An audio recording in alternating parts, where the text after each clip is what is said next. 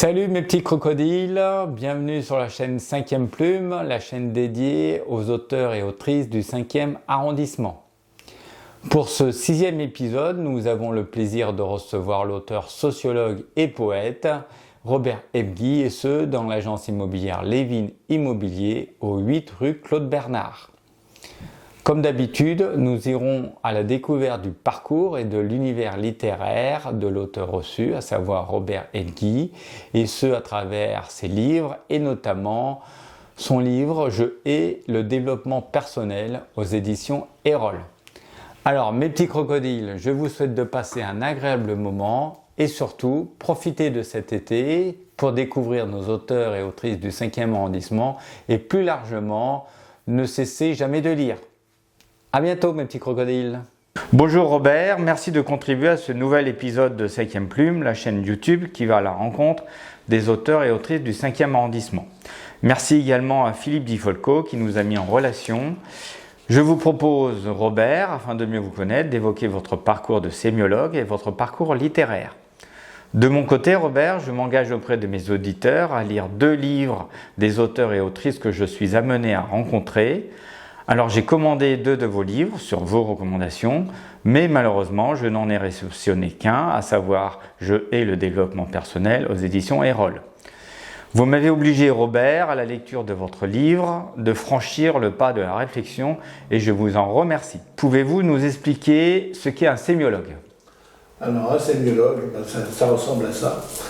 Et en gros, c'est juste quelqu'un qui a fait des études de sémiologie. La sémiologie, c'est la science qui étudie la vie des signes au sein de la société, c'est-à-dire tous les messages sociaux, que ce soit des journaux, des publicités, des romans, des poèmes, et vu sous un angle bien précis qui est à la fois un système de signes, c'est-à-dire les mots qui ressemblent à d'autres mots qui sonnent comme les autres mots à l'intérieur d'un texte, et aussi sur le point de vue du sens, puisqu'on essaye de comprendre ce que ça veut dire lorsqu'on combine des signes pour produire justement un sens.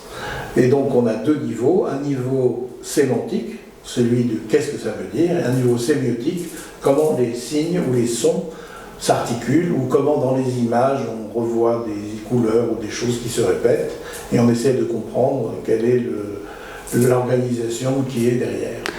Cet attrait pour les mots, les signes, il est venu assez tôt chez vous ou... Oui, très très tôt, parce que chez moi, il n'y avait que des gens qui chantaient, qui racontaient des histoires, qui disaient des poèmes. Donc, très jeune, j'ai été exposé à la poésie et à la musique. D'accord. Ok. Et du coup, sémiologue, sociologue, ça jusqu'en quelle année ça ? 2017. 2017 et depuis retraité, heureux, qui écrit ma poésie, qui est heureux, qui prend des photos dans le 5e arrondissement. Depuis, vous faites de la poésie, de la photo, du coup, nous avons ce point en commun, hein, puisque si nous sommes réunis aujourd'hui, c'est aussi parce que l'objectif final, ce sera l'exposition dans la salle Capitan en cette fin d'année, fin novembre, début décembre, sur le thème de regard singulier sur le 5e. En photo, vous faites quoi comme type de photo ? Des photos de rue. Et donc, je photographiais la rue Mouffetard et puis aussi la montagne Sainte-Geneviève. Je suis resté un petit peu dans Maubert, montagne Sainte-Geneviève. Ok, alors dites-moi, parce que là c'est le photographe qui vous interroge, plutôt argentique, réflexe ou hybride ? Moi j'ai numérique directement parce que il y a très très longtemps je faisais un peu d'argentique et puis après il y a eu un grand trou. Et je me suis remis à la photo en me disant le numérique c'est quand même très pratique, très facile de faire 200 photos en 3 secondes. Ouais. Et que dans l'argentique il fallait réfléchir, mettre en place. Bah, disons que quand on n'a que 24 pellicules dans... c'est ça, 24 images dans sa pellicule, on réfléchit énormément avant d'appuyer. Et en plus on ne sait même pas ce qu'on a fait. Et c'est la surprise. Bon, parfait. Donc votre parcours, c'est quoi? C'est des études en France, à l'étranger? En France, j'ai fait un DEA de sciences du langage et avant j'ai fait une maîtrise d'anglais. Et puis après, j'ai vécu en Angleterre, j'ai vécu aux États-Unis et D'accord. j'ai voyagé beaucoup dans le monde à cause de la sociologie. Donc un globe-trotter. Sociologue. Sociologue. Alors ce que je vous propose, donc du coup, puisque j'ai été amené à lire votre livre, hein, Je hais le développement personnel, c'est bien ça. Donc l'idée, c'est d'un petit peu aller à la rencontre de ce livre. Déjà, pourquoi ce livre ? J'avais déjà écrit un premier livre qui était La France en culotte courte et qui racontait un peu le phénomène des adolescents. C'est un mot que vous avez inventé, ça ? C'est un mot que j'ai inventé. Et donc c'était une manière de dire qu'on n'avait pas envie de devenir adulte trop vite et trop tôt, et on retardait l'âge adulte. Et l'équivalent, c'est kids-dult, c'est ça ? À l'américaine. Kidult. D'accord. Oui, parce qu'en vous lisant, j'ai découvert quelques mots comme ça qui font pas partie de notre langage quotidien. Puis après, je me suis dit, c'est quand même étrange. On vit dans une société où il est de plus en plus difficile de savoir qui on est et comment on fabrique son identité. Et comme par hasard, il y avait, après l'histoire des adolescents, il y avait cette mode du coaching qui était étonnante.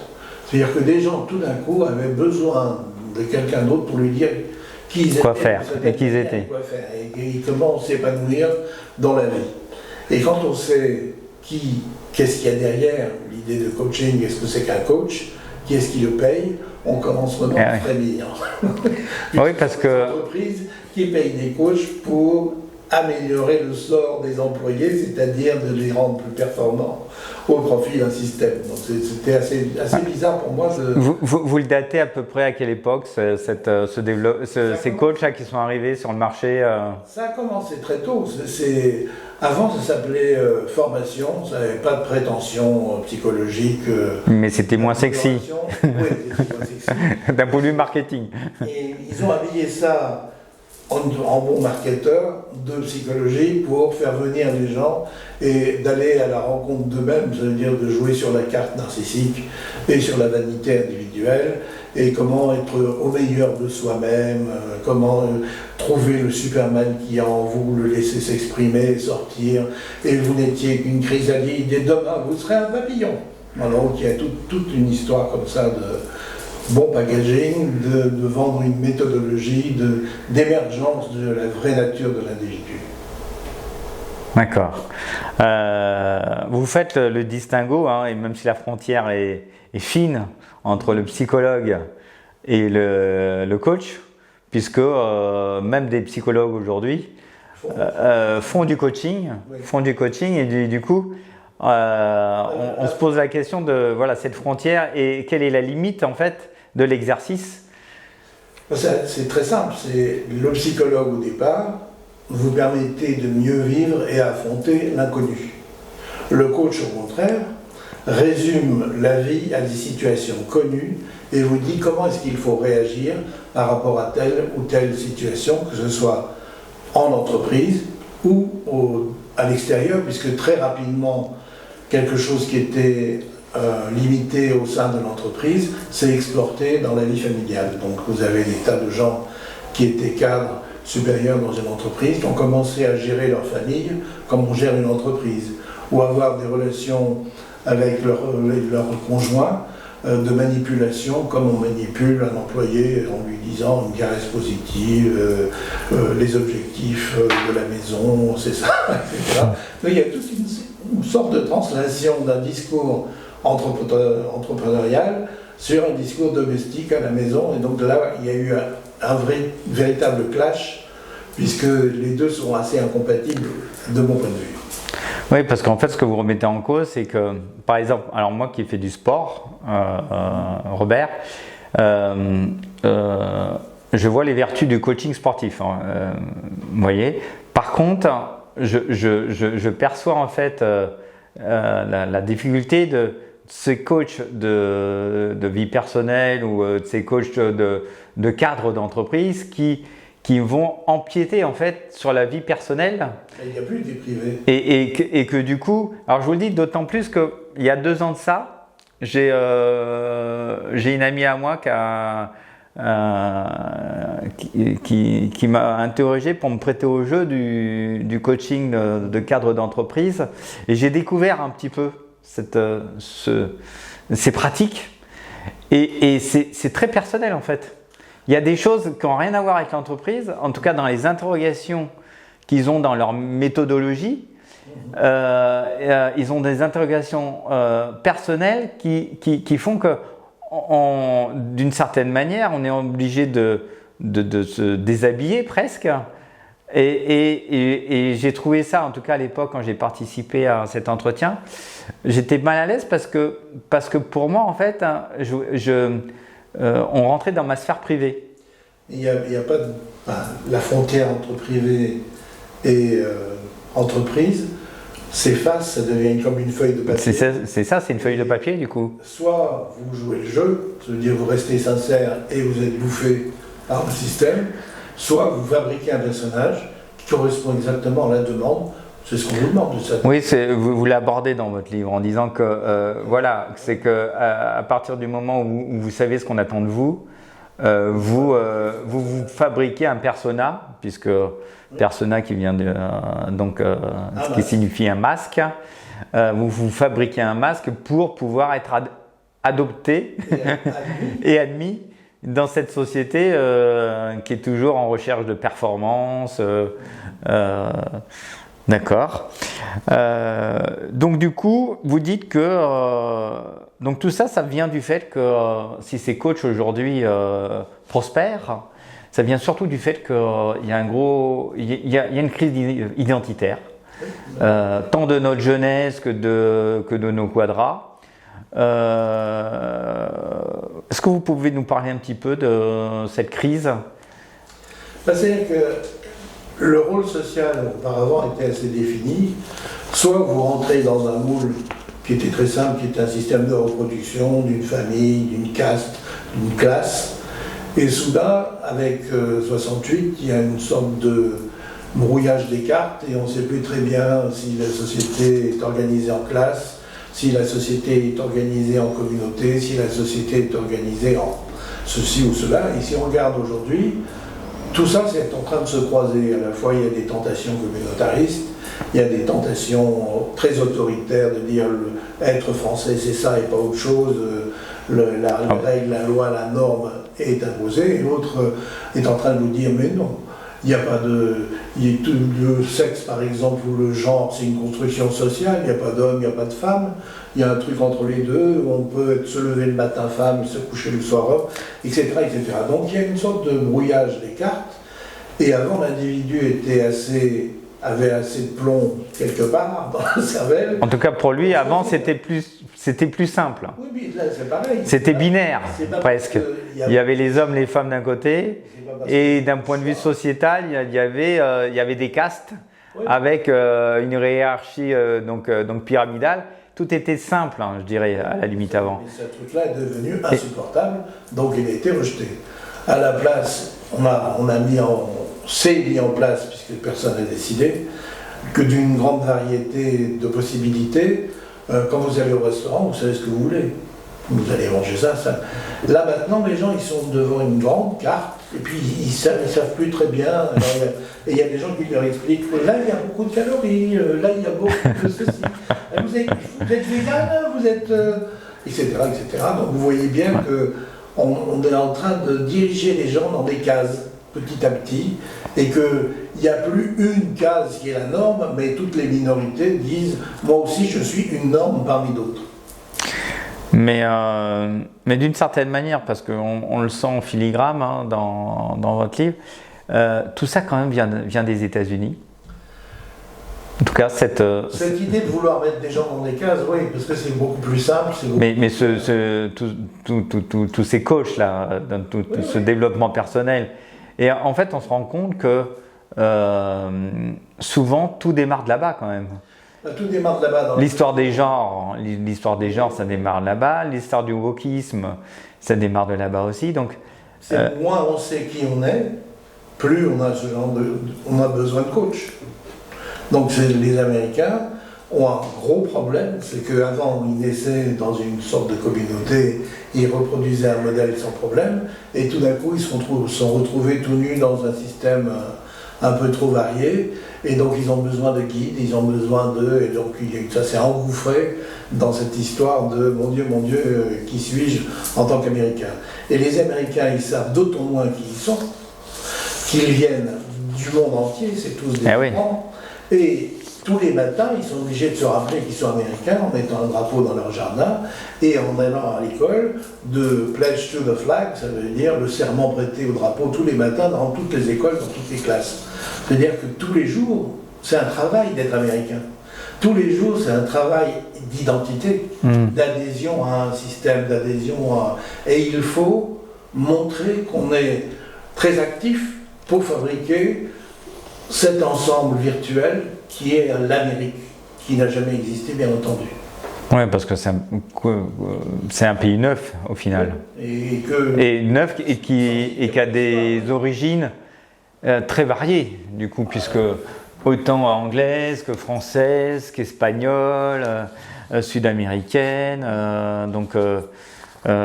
Oui, j'entends bien que c'est pas évident pour un Américain de... Mais il y a l'ensemble des valeurs communes qui fait que tout le monde est d'accord sur l'argent, la famille, le drapeau, la nation, c'est le minimum. Et dès que vous mettez ça en cause, vous êtes anti-américain. Dès que vous arrêtez de mettre toute votre énergie au système, vous êtes anti-américain. Donc les hippies des années 70 étaient vus, perçus comme des communistes. Comme des gens qui participaient pas à l'effort national de fabriquer l'Amérique.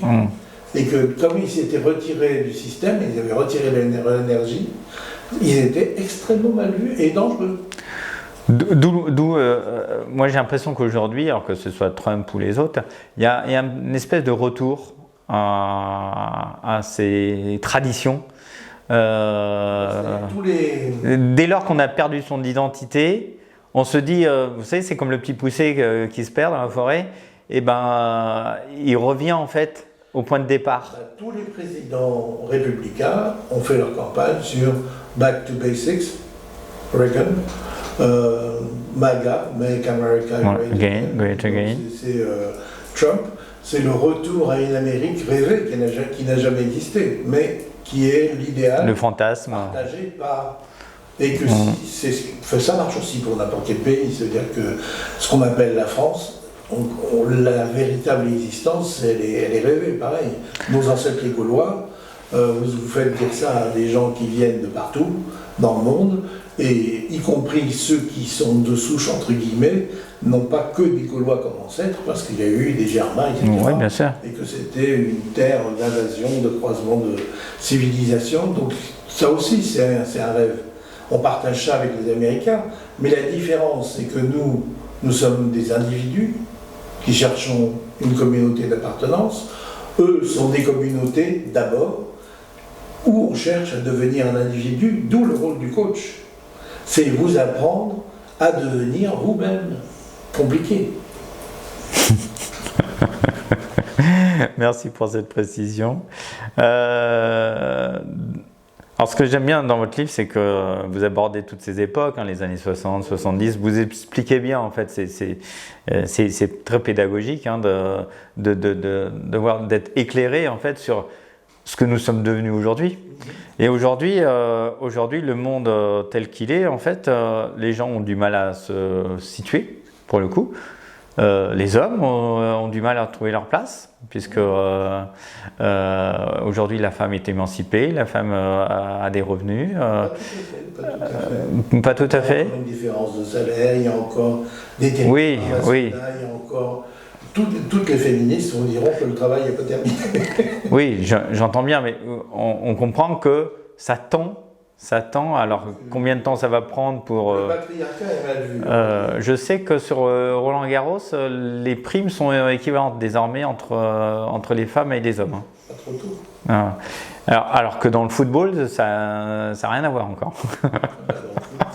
Chez les avocats, par exemple, oui. Vous avez les mêmes diplômes, vous rentrez dans le même cabinet, Et le salaire n'est pas le même. La grille de salaire, c'est la grille de salaire qui n'est pas.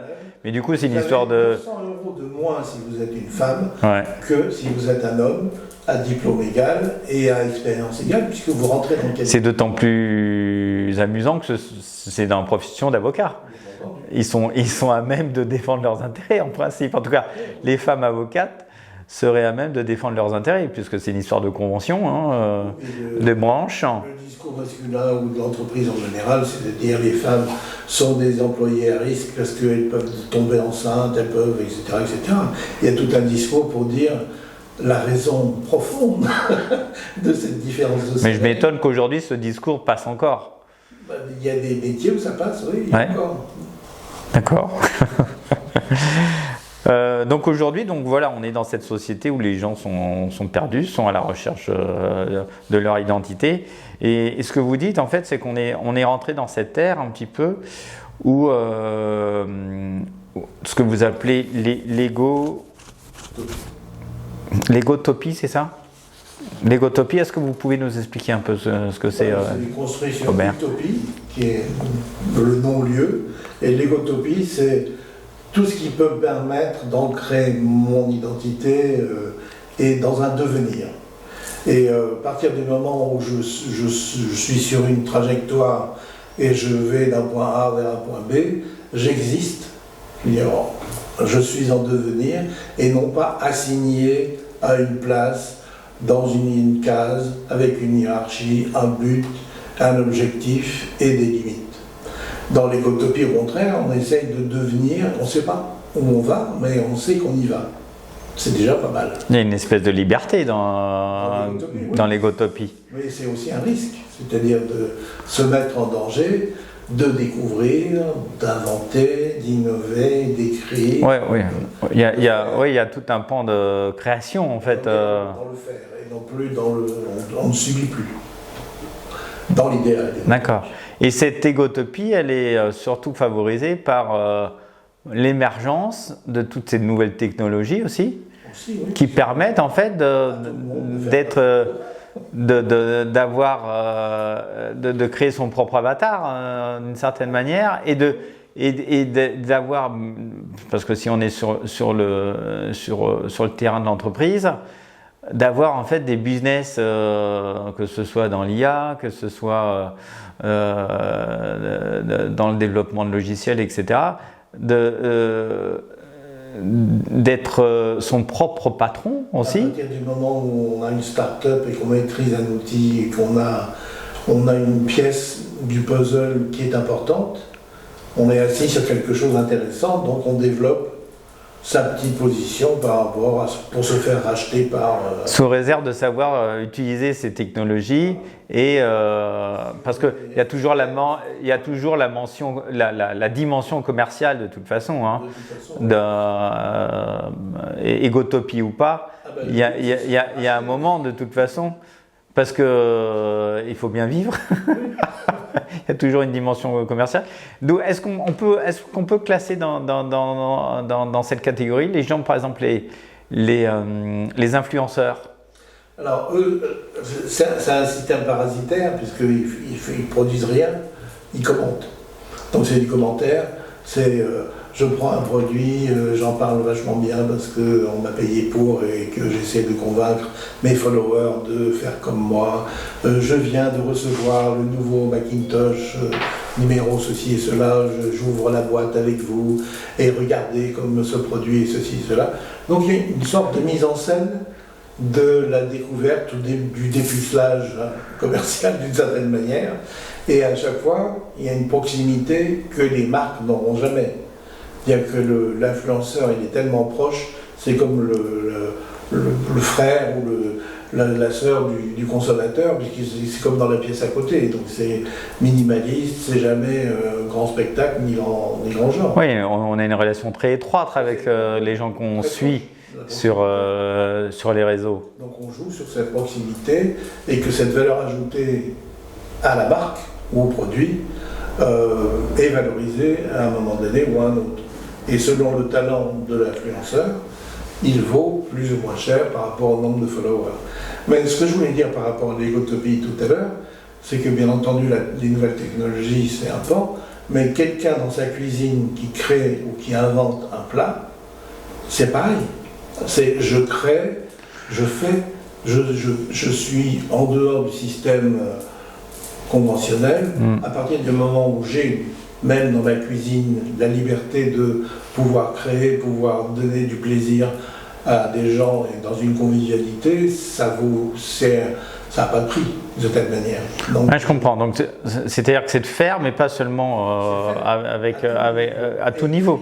C'est l'image, la technologie, n'importe quoi. C'est déjà faire pour soi, mais en même temps d'être reconnu par les autres pour ce qu'on fait. Oui, mais déjà le mot reconnu, on rentre dans le système. Si je fais quelque chose, au départ. Alors on fait, mais d'une certaine manière, on a l'adhésion des autres sans l'avoir demandé, en gros. Si je fais un repas pour mes amis, je cherche à plaire à mes amis. C'est-à-dire qu'il y a un but. Si je commence à dire je fais un plat pour mes amis et en même temps je fais un podcast et en même temps j'ai 2 millions de followers. Ouais, donc là c'est plus pareil. C'est un autre système. Bien sûr. On n'est plus dans le plaisir. On est sorti. Ok. Bon, en tout cas, j'invite les auditeurs à vous lire, parce que c'est bien intéressant ce sujet, parce que ça nous ramène quelque part à un sujet d'actualité, puisque aujourd'hui, quand on entend que ce soit en France, que ce soit en Italie, que ce soit dans les autres pays d'Europe, il y a une vraie question sur l'identité. Et, sur les rapports hommes-femmes aussi, puisqu'aujourd'hui il y a l'aspect physiologique que personne ne peut remettre en cause. En revanche, l'aspect social fait que les gens ne se sentent plus forcément hommes-femmes, et il y a plein de genres qui se sont découverts ces dernières années, donc j'entends bien tout ça. Donc voilà, j'invite à vous lire sur ce sujet. C'était votre dernier livre en sociologie, ça, en sémiologie ou... J'en ai écrit un autre, je crois. Derrière, ouais. Avec d'autres sociologues sur les élections de 2012, je crois. Et là, il y en a... 2012, c'est quoi? C'est Sarkozy Non, c'était Hollande. C'était Hollande, ah ouais, 2012-2017, c'est Hollande, ouais. Il était juste avant. Et qui était le résultat de grands sondages d'opinion, genre IFOP, et c'était le CCA international sur les styles de vie. Et après, là, à part écrire de la poésie, qui est devenue mon activité principale, je suis en train de préparer un livre avec 2 complices sur l'intelligence artificielle, mais c'est un projet lointain. D'accord. Avant de passer à la poésie, puisque c'est ce qui vous occupe aujourd'hui, je vous propose juste, parce que vous avez eu des expériences dans le monde de la télé-réalité, de nous expliquer un petit peu comment vous avez vécu cette période-là, puisque vous étiez consultant. Non, j'ai regardé, analysé toutes les télé-réalités de l'époque, au départ, pour essayer de comprendre qu'est-ce qu'il y avait derrière. Et que l'histoire du coaching, elle est parallèle avec l'histoire de la télé-réalité, parce que si on regarde les premières télé-réalités... Les premières, c'était du Big Brother, on faisait que visionner. On mettait ensemble un groupe avec une dynamique de groupe qui était un petit peu préparée à l'avance, avec beaucoup d'improvisation. Puis petit à petit, on a fait des scénarios et des impros avec des canevas pour rester dans un cadre à peu près contrôlable, vu que l'autre système était un peu trop incontrôlable. D'où la scène de la piscine. Et donc, comme ça, on est arrivé progressivement à un système de formatage. Ça veut dire, je fais un casting, c'est comme une mini-expérience chimique, avec tel et tel et tel élément, on sait très bien comment ça va péter ou comment ça va évoluer. Donc je mettais une grande gueule avec une nana mignonne et une nana qui n'a pas la langue dans sa poche, avec un mec comme ci et comme ça. On fabriquait une sorte de représentation de la société en miniature, et on agitait le tube à essai pour provoquer des réactions. Et donc vous, votre rôle là-dedans, c'est quoi? C'était juste un rôle de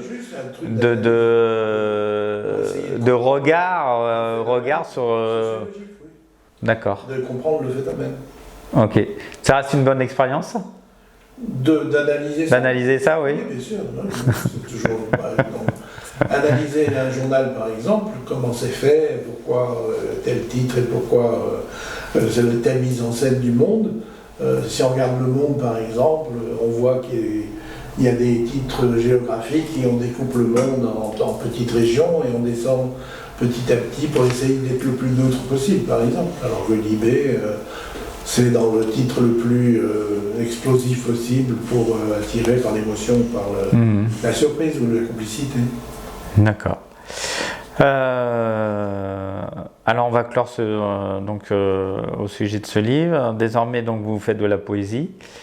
Alors, alors comment vous êtes arrivé à la poésie? Oui, alors j'ai toujours baigné dans une atmosphère poétique et musicale, puisque chez moi, tout le monde chantait, tout le monde disait des poèmes, et lisait des poèmes, faisait lire des poèmes. Donc, j'ai toujours été attiré par ce genre de choses. Et arrivé à la fac, c'est vrai que étudier la littérature et de voir comment est-ce qu'on écrit, puisque chaque fois qu'on analyse un roman ou on analyse un poème, on voit les procédés littéraires, on voit comment est-ce que l'amour des mots est communiqué à travers une écriture. Et cette idée d'écriture m'a poursuivi très longtemps. Et j'ai écrit un conte philosophico-loufoque qui s'appelait L'Ovotomée sur le royaume de l'oubli. Et j'ai même écrit sur le quartier un livre qui s'appelle Mon quartier. Et donc en faisant des petits portraits extrêmement rabassés sur les personnages qui traînent dans les bars, par exemple. Alors, quand vous dites votre quartier, c'est plus précis. Quel quartier exactement? Le 5e. Non, il est grand le 5e. Bon, c'était plutôt la montagne Sainte-Geneviève. Plutôt côté montagne Sainte-Geneviève. D'accord. Oui. Okay. Et c'était une sorte de résumé d'un monde, parce que Paris c'est quand même très, très étrange, c'est que ce 5e arrondissement, il suffit de faire 2 rues à droite ou 2 rues à gauche, et c'est une autre ambiance, c'est une autre atmosphère, c'est un autre village. Alors que c'est 2 rues, c'est pas grand-chose. Mais il y a une mentalité différente, 2 rues à gauche. On parle du 5e, puisque moi j'interroge des auteurs autres du 5e. Ça fait combien de temps que vous êtes dans le 5e, Robert? 40 ans à peu près. 40 ans? Un peu plus de 40 ans, oui. D'accord, donc vous connaissez très très bien du coup le 5e. Vous avez eu plusieurs adresses, j'imagine, dans le 5e? Oui, non, mais j'ai navigué à droite et à gauche. Au début, je ne voulais pas parce que je venais de Belleville, qui avait un charme, qui avait une vie un peu plus qu'un village, puisque c'était la place des fêtes, ça grouillait le dimanche, il y avait le marché, il y avait le PMU, il y avait tout ce qu'il y a Place Monge en fait, mais que je connaissais pas, donc je ne pouvais pas savoir que Place Monge avait ma place des fêtes. Alors j'ai mis longtemps, en étant à côté de Saint-Germain, à adhérer à cette ambiance un peu plus calme, un peu plus sage du côté Saint-Germain par rapport à ce que j'avais vécu à Belleville. Donc le temps d'adaptation, c'était 2 ans. Puis après, j'ai vu que les gens étaient aussi fous là-haut qu'en bas, que les droites et les gauches étaient... on rencontrait toujours les personnages qu'on devait rencontrer. Mais ça, je l'ai compris aussi en allant à l'étranger, en vivant à l'étranger. On finit au bout de 6 mois par refaire un réseau amical qui ressemble étrangement au même réseau amical qu'on a dans sa ville d'origine. Très étrange. D'accord. En revenant à la poésie, du coup, vous avez sorti 2 livres ces 2 dernières années. Oui. C'est ça, donc vous pouvez me montrer 2024, hein, 2024, La femme bleue. La femme bleue. C'est bien entendu, il n'y a qu'une chose qui m'intéresse dans la vie, c'est l'amour. Et pas dans tous les sens du terme, je veux dire qu'il y a 10 000 strates de possibilités dans l'amour, y compris jusqu'à la spiritualité. La femme bleue, c'était par rapport au désert, l'absence, le blanc et le bleu. Et de l'autre côté, j'ai pris l'affection pour un mot. Ça s'appelle de Zanzibar à Barbizon. Et je suis rentré dans un mot comme on rentre dans un monde. Et donc j'ai écrit quelque part, je crois au début, cette idée de mot monde. Je vais vous lire. Pourquoi est-ce que Zanzibar, en un mot, est un monde? Un mot monde, un navire, pour explorer les autres mots, leurs coutures et leurs sutures, leurs coutumes et leurs murmures. Donc chaque mot, c'est comme un petit bateau sur lequel on embarque et qui vous amène à la rencontre d'autres continents, d'autres paysages, d'autres mondes. Et la poésie, c'est un peu ça, c'est cette dérive de mots en mots qui ne sont plus organisés de la même manière que dans la vie de tous les jours, mais au contraire, par la surprise de nouveaux paysages, de nouvelles rencontres, de chocs de sons, d'images. Et ce qui fait la poésie, ces rencontres-là. Alors on a ce point en commun de... Alors vous parlez de l'amour, moi je parle plutôt des femmes en général, puisque j'ai pour activité photographique souvent de photographier les femmes, un petit peu à la Jean Louzieff, vous voyez, si vous voyez. Et quand vous dites femme bleue, il s'agit, vous parlez de plusieurs femmes dans Femme bleue ou... C'est une femme, c'est une femme avec sa part d'imaginaire, sa part de réel, sa part de symbolique. Est-ce qu'il y a de la matière dans votre livre pour faire une déclaration d'amour? C'est une déclaration d'amour à l'univers. À l'univers. C'est une femme, c'est l'univers, c'est à travers cette femme, c'est l'amour du monde. D'accord. Très bien, je prendrai plaisir à les lire puisque vous me les présentez et qui viennent de sortir. Donc j'inviterai aussi nos auditeurs à partir à la lecture de ces deux livres. Alors Robert, nous avons une tradition dans cette émission, c'est qu'en fin de l'émission, je vous invite à me dédicacer donc, le livre que j'ai lu, donc le jeu et le développement personnel. Donc je vous donne les livres et merci d'avance pour la dédicace. Mes petits crocodiles, j'espère que vous avez apprécié cet épisode avec Robert Ebghi. Profitez de cet été pour lire nos auteurs et autrices du 5e arrondissement. Pour rappel, Anne Pouget, Cédric Gras, Philippe Di Folco, Renaud Santamaria, Tonino Benacquista et Robert Ebghi. Pour ma part, je vous donne rendez-vous à la rentrée en septembre pour de nouvelles interviews. À bientôt mes petits crocodiles.